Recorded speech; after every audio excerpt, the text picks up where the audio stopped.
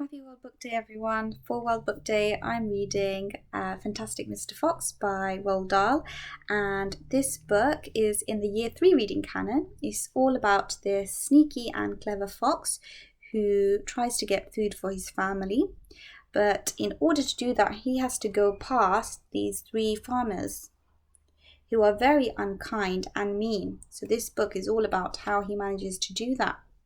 So I'm going to be reading chapter 1, which is an introduction to the 3 farmers. Down in the valley there were 3 farms. The owners of these farms had done well. They were rich men. They were also nasty men. All 3 of them were about as nasty and mean as any men you could meet. Their names were Farmer Boggis, Farmer Bunce, and Farmer Bean. There are the 3 farmers here. Boggis was a chicken farmer. He kept thousands of chickens. He was enormously fat. This was because he ate 3 boiled chickens smothered with dumplings every day for breakfast, lunch and supper. Bunce was a duck and goose farmer. He kept thousands of ducks and geese. He was a kind of pot-bellied dwarf. That means he had a belly that stuck out. He was so short his chin would have been underwater in the shallow end of any swimming pool in the world. His food was donuts and goose livers. He mashed the livers into a disgusting paste and then stuffed the paste into the donuts. This diet gave him a tummy ache and a beastly temper. So here we have Boggis and here we have Bunce. Bean was a turkey and apple farmer. He kept thousands of turkeys in an orchard full of apple trees. He never ate any food at all. Instead, he drank gallons of strong cider which he made from the apples in his orchard. He was as thin as a pencil and the cleverest of them all. Boggis and Bunce and Bean, one fat, one short, one lean. These horrible crooks, so different in looks, were none the less equally mean. That is what the children round about used to sing when they saw them. And there's Bean.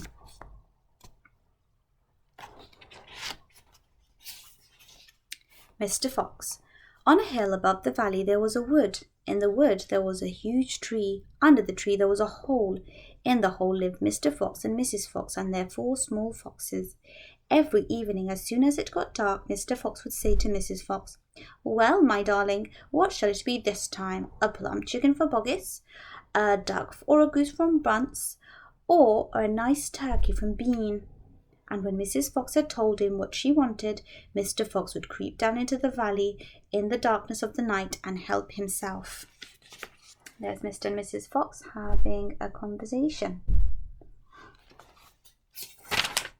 Boggis and Bunce and Bean knew very well what was going on, and it made them wild with rage. They were not men who liked to give anything away. Less still did they like anything to be stolen from them.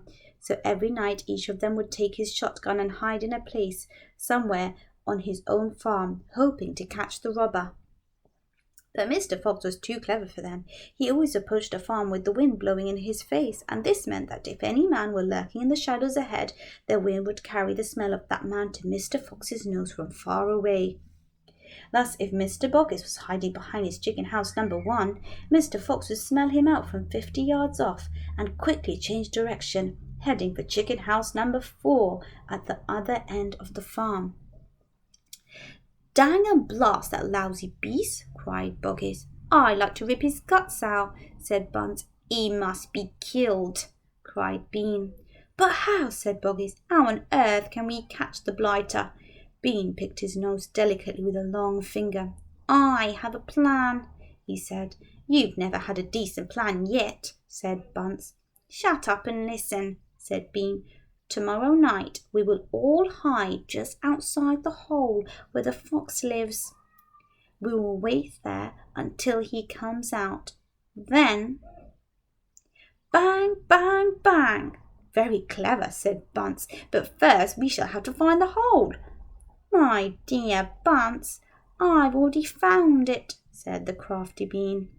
"It's up in the wood on the hill. It's under a huge tree." To find out if they actually catch the fox, you'll have to read this book, which is in our library in the reading canon range.